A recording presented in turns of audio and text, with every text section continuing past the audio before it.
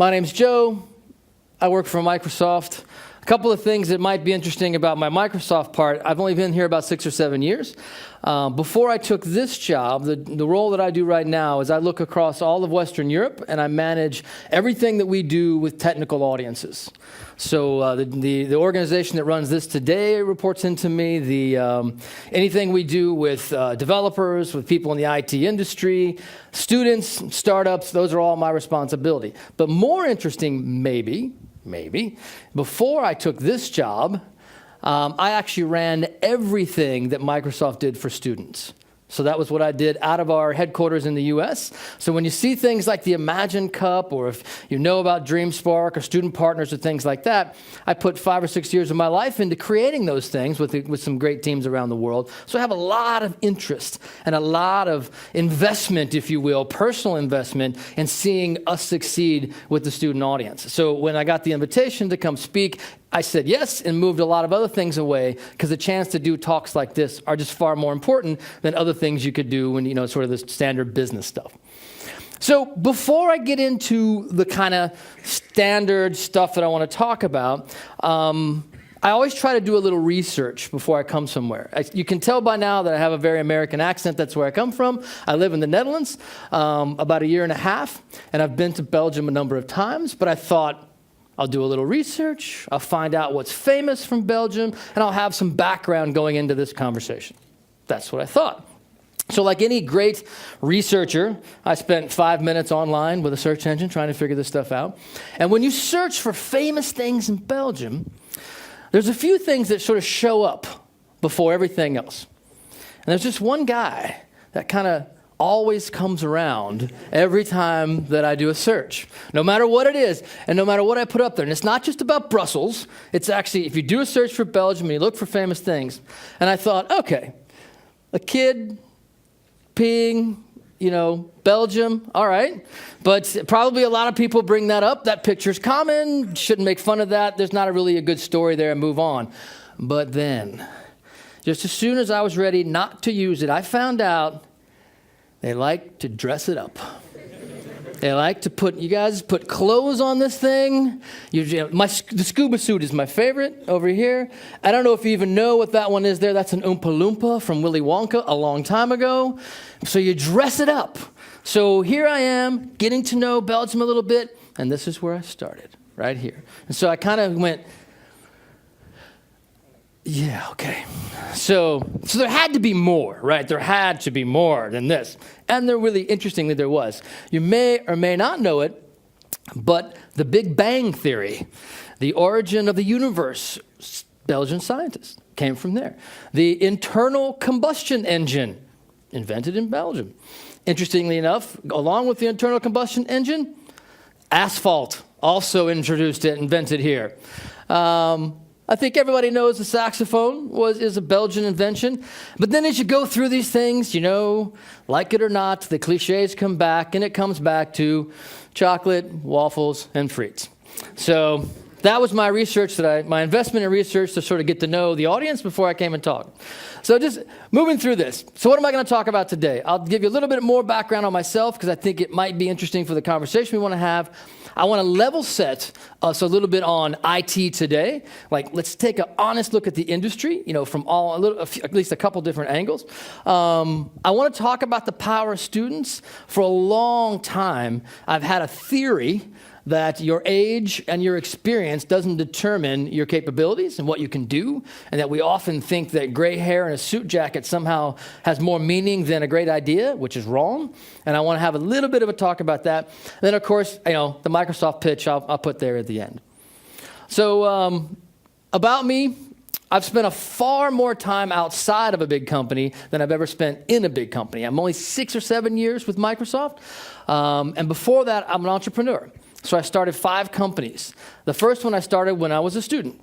So I started while I was in university, primarily because in the U.S. I have to pay for my university, and I didn't have enough money, and I didn't come from a family who had enough money, so I had to find a way to have enough money to pay for my school if I wanted to keep going. And it was really high tech. The first one is a home repair and improvement company. So I went out to houses, knocked on the door, and I fixed their windows and whatever it is just to make some money.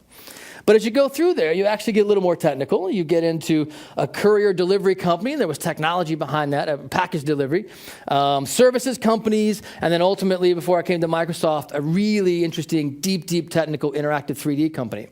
And when you look at your career and when you measure your career, you have to have different ways to think about how did that go for me. And I do it this way. I got a little smiley face over here because I learned a lot and I realized I could start and run a company. So that was pretty good. I'm like, okay, I can do that. I was, I think, 20 or 21 when I started that company. And when I sold it for $300,000 US because I had 10 or 15 people working for me. It sounds like a lot of money. I think I owed $298,000 US on it when I sold it. So it wasn't a financial success, but I learned a lot and I realized I could do it and I could run a company, and that it wasn't my age that determined that. The second one was a very successful company, up to 6 cities, and we sold it, made a lot of money, which was great, and that's why there's a big smiley face on that one. And then I got into the services business, and I learned I wasn't really that good at the services business, or at least we weren't, the combination of people we were using, so both of those companies went into the toilet.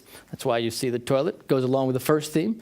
And then this one, which was about 2004, which was very successful. You can still go see it today, anarch.com, and it's the interactive 3D.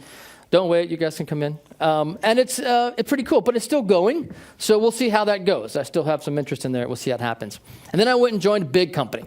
And the first question I always get is, after 5 times of being an entrepreneur, why would you want to go work for a big company? There's a lot of things you don't learn when you work for small companies. You don't learn to think big because you're always worried about making payroll. And you don't learn to think about, you don't focus as much on the product as you do sometimes just trying to move the money and get investment in. So a big company was going to teach me process and things like that. So I came here 6 years ago, and I've had such a good time with it that I'm still here. But I could probably put a question mark out there and say, I don't know. Will I end my career here? I don't know. That's the way I look at careers. I didn't get married to a company. I got married to my wife.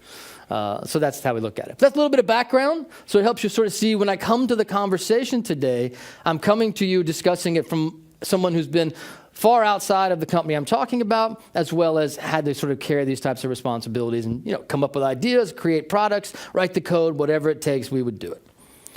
So what's next? A little bit about the industry. I love this picture. It's about 10 months old. I stole it out of a magazine. It's about 10 months old. Beautiful infographic. And it tells you in 60 seconds on the web what happens. I'm sure there's a million other things that happen, but it calls out a bunch. So in the course of just my speaking, this will probably happen 30 or 35 times, 40 if I go too long. And you see what happens just in 60 seconds. And that is the business that you're in. I don't care what other description we give you.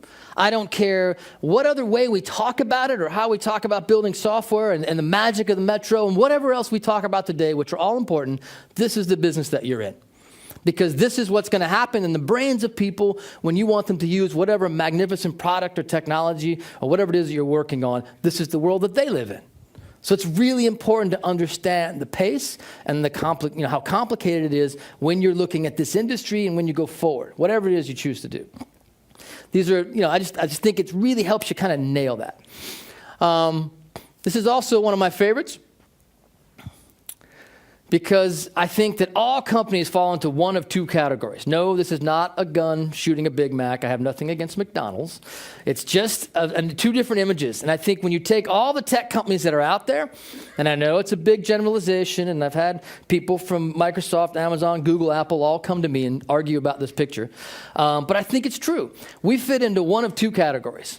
All the tech companies in IT today, either we pick one thing and we try to do it really well, just one thing, or we have one thing that we do better than everything else. Or we go out and we sort of think, what does everybody want? And we try to cram it all into one package. So the Big Mac, what do you like to eat? Salt, sugar, meat, mayonnaise, bread, cheese. We'll put it all in one package. It must be better if it's all together, right? And then, or we try and stick to one thing. I'm not actually saying one is better than the other. I'm just saying that that's what happens. And I think the interesting question is I'll ask you, and we'll see how interactive we are in such a big room. What companies do you think fit into each one of these categories? Where would you put Apple or Microsoft or Google or Amazon? Where would you put them? Who would you put as a gun? This is the interactive part. I think Facebook. Facebook's a gun? Is that what you say? Yeah. Stand behind your, be confident. Go. Yes. Facebook is one of the guns. They do one thing really, really well. Or YouTube. What is it that they do? They make a social network site and they... Social network site. It's tough, isn't it? All right, so we get one vote for Facebook as a gun. It's another idea, yeah? Cisco for the gun, okay. Any others? Where do you put Google? What? Big Mac. Where would you put Google 5 years ago? Yeah, interesting, isn't it? Where do you put Apple?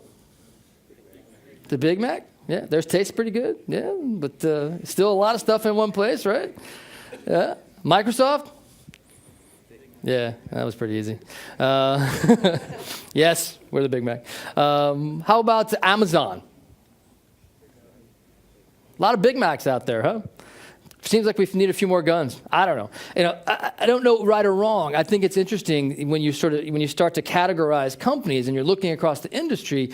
Can you find a way to think about where they fit? And there's a lot of business segmentation that tells you what line of business they're in and what types of products they make and all this kind of stuff. But if you're just every day looking at this, you gotta think about it. Especially if you guys are thinking about careers in these types of companies or you want to build things like that. Pay no attention to the people walking in front of you. We don't want to embarrass them at all. So I just think it's an interesting idea when you look at the IT industry to say, which one do they fit into? Okay. This is also one that I think is fascinating. One single word, application, is actually two different things. Today, and by the way, you have no idea how many sort of really seasoned, experienced developers, 10, 15 years in the industry, have huge arguments with me about this. You can't use one word and pretend it means two things. An application is technically an application if you build code and you compile it, blah, blah, blah. And I'm like, yes, but that's wrong. Because in the end, an application is like something that shows up on my phone. And an app is something that shows up on my... I screwed it up. An app is something that shows up on my phone. And an application is like something that sits inside of a corporation and has line of business or HR or something like that attached to it. And I get huge arguments about that. But I think this is real. And I think when you look at the industry, you have to recognize this is real. That we have an app world, which sort of hooks up to marketplaces out there, and people download them to devices, phones, pads, whatever. And then we have applications, which are large, almost enterprise-level type things. And you can argue about the definition, but I think the categories are very real. And that you have to think about which part of that industry do you want to play in. And it's not like one is good and one is bad. I mean, there's a whole lot of people out there that could make 15, 20 applications and never make a dime and not be able to be successful with their skills. Or there's a whole lot of people that could do the same thing in big applications. You could do the reverse. Somebody could make one great, word feud and knock it out of the park. And somebody could create, something online to help you manage your finances, and it's really cool. So these are great parts of the industry. And sometimes they come together. Think about like a bank. With a bank, I have probably a lot of these applications, and they have to connect data services and actually hook up to something that helps me, adjust my balance or something like that. But this is our industry, and it ties back into that 60 seconds picture. So kind of keep that in mind, that this is a real thing that we have to think about when we look at what we want to do or where we want to go with technology. And it will continue to keep going this way. Take HTML5, take what's moving. We're going to see more and more of this happen, and these two things will either go this way or they'll snap back together and it'll be one thing again. I don't know. I don't think there's any one answer to that, really. Okay. Moving on. So what it really means in the end, when you look across this and you're sort of in the situation as a student and you're considering what you're going to do, where you're going to go, what do you like to do, it comes down to what? It comes down to the ideas. It's not about the devices. It's not even really about the operating system and things like that. It's going to ultimately be about the ideas. The magic will be in the ideas. Quite frankly, like it always has been. So a great idea can carry further than anything else. An intelligent person can create that. They can do amazing things with it. And I think it's really important to hold on to that when you're thinking about where do I go and what do I do? So the ideas, they live and they grow beyond any platform that's out there. And I know I'm the Microsoft guy, and you're like, what, but you're not talking about Windows? But this is the truth, right? This is where we are. This is the industry that we're all in. And we have a responsibility to grow the industry together. Competition's a great thing. I don't care who you are. It's a great thing, and it makes, opportunities for consumers and commercials. But the industry is where we have to begin, especially if we're technical and we want to grow that. So it's really about the ideas. So this takes me to the student part of this. I told you I had a theory about age and experience. So if you remember my story, I was an entrepreneur by the age of 19 or 20. I built a company that had, a number of people in it that did, services. So I never started with this belief that how old I was or how much experience I had was going to determine whether I was or wasn't successful in some way. I quite actually believe the opposite. I thought a great idea or the willingness to work hard would do that. And I guess if I can get one message into your heads, or if you leave with one message from me, it is that one. Don't let, what's the word? The systems or the things that sort of are built up to support, large companies and things like that hold you back with what you can do.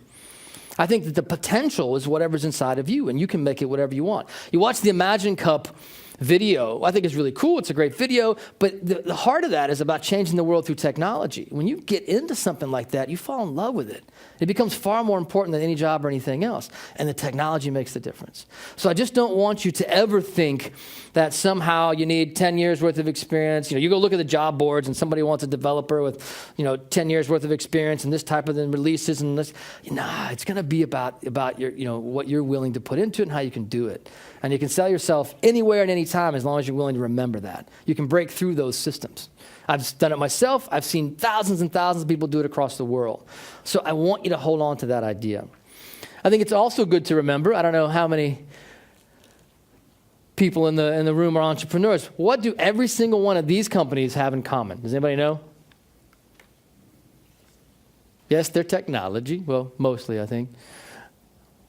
Pretty recognized brands, global. Probably all of them have the word billion associated with them in some way, whether it's users or money or something. All of these, and I can name 20 more, were all started by students. They didn't start in a boardroom with a suit and tie. They started in a university campus in a T-shirt, I guess, to keep the analogy. They started by students. And people forget that. The great innovations, the great breakthroughs in technology are coming from you. Not me, but you. They're coming from, you guys. And they come from different parts of the world. There's a lot of U.S. companies, I admit, in there. But there's all sorts of examples around the world that are the same. So don't forget that. Don't walk out of this room and think that, oh, okay, yeah, well, I'm just going to get a job and be a good coder or, systems administrator, and I really enjoy that, and maybe someday it'll lead to something. No. That's what's in front of you if you're in technology. That's the possibility. So, on to the Microsoft pitch. Try to stick to my timing. So I'm not going to go through, platform discussion. You have sessions that go into the details. They'll talk about, Windows 8 and Metro and everything else. So I just want to talk at a high level about Microsoft for a minute. And I think it's important to level set that we're really into a different era. The mark of great companies is whether they can change or not. I think really think about that. If they can change or they can't. If they can't change, they'll sort of fade off into the distance, and what was once great is interesting, and then we can talk about it in the past tense. Or they can continue to change and push the industry. 5 years ago when I joined, 6 years ago when I joined Microsoft, 6, 7, I have to look at the numbers. I would say I was joining because I wanted a certain type of experience. I wanted to work for a big brand company. I didn't join the company because I thought this is the hottest thing on the planet. Like, oh God, this is the coolest thing ever. I didn't join it that. I joined it for very different reasons. Through the course of working there, I found lots of interesting things that I fell in love with and I like to do, and it gave me lots of cool opportunities. But I still didn't think through they're the front edge of all technology. Today I feel differently. Today I feel very differently. And it's happened in the last 2 years or so between, say, Kinect, what's happening with Xbox, where Windows 8 is going, how we'll catch up in the tablet industry and all those types of things. I think it's a really different company. So, the mark of a great company is if it can change. And I think that's a way to really look forward with us as well. I'm putting this up here as examples of things that we do that I think are very different than the way we used to approach. We talked about the Lumia. You see the businesses that are out there, what happens online, our investments in social, both behind the scenes and in front of the scenes. Connect is kind of the best-selling consumer product of all time so far. Really cool breakthrough technology. You look at things that probably you guys know about the Skype connection acquisition we made, what happens online, and then moving towards a commercial space, more like what happens in the back end of companies and that type of investment. And even Office. Office has been around like forever, and yet still is like the number one most used tool out there and continues to be. And it's not a lock-in. I mean, there's other options. It still gets used because people love it. And now it's online, and if you pick up one of the Windows phones, it's automatically there. It's not even a separate product there. So you're really seeing an innovation here from where we go, all the way from the consumer side into the commercial side. I think it's really interesting to watch that over the next couple of years and see how we really show up. Next 6 months, if you will. And then as you kind of continue that thought process and you go through the cloud and you go through what's happening with Windows 8, and I even put the Windows on ARM in there, how you manage the IT infrastructure and the tools it takes to build those things. So you look across what we're doing, you look forward with us, and I think you see a very different company than maybe you used to see. And if to kind of contextualize that or put it into a bucket you can walk away with, previously I would have put us in just that software category. I mean, you would say Microsoft's a software company, which is a phrase coined who knows how long ago. Software, whatever that means. We grew into sort of adding these things, and with the Xbox, we really got into the devices business. But when you look forward with us, I would say look at it this way. Boom. We're really a services and devices company going forward. Software today is sort of a term that, who knows where software ends and services begin. So I tend to simplify, as I always do. And I'm not trying to put up every product you should think about, but I'm organizing a little bit to kind of make the point. So there's a set of, services that are connected up here that are sort of the big parts of our business going forward. And there's devices. Now, we won't make the Windows devices, but we'll certainly control and, have a vote in what happens on that device. What's the hardware look like? What standards do you need to have? We've made that mistake in the past. Kind of one of the mistakes I think that Android's managing through now is that all the different devices that are out there. We've made that mistake, and as we go forward with phones and tablets and PCs, you see a very different sort of set of, hey, look, there's a guaranteed user experience that has to happen. Probably Apple all taught us that lesson, and we've learned that, and we're moving forward with that.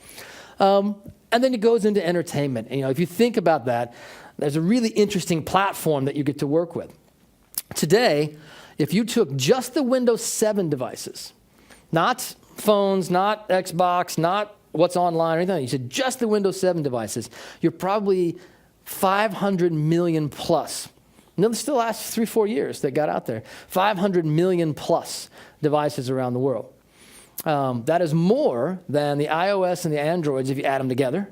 So you really got this incredibly huge ecosystem that's still growing. And a lot of times with all the hype, you don't see that. So that's a platform. Imagine when Windows 8 comes out, and there's a marketplace that can touch every single one of those, and you have all these different devices to connect to. You're really looking at a different company going forward. And just to kind of give you food for thought on that one, you will see Metro today. You'll see Windows 8 today. If you haven't seen it, it's your first introduction. Should be fun to look at. But that's what it looks like, right?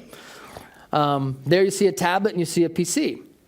What I find even more fascinating is if we had a conversation a year ago, 2 years ago, and I gave you cloud and PC and phone and all this, they'd all look different and they'd work different.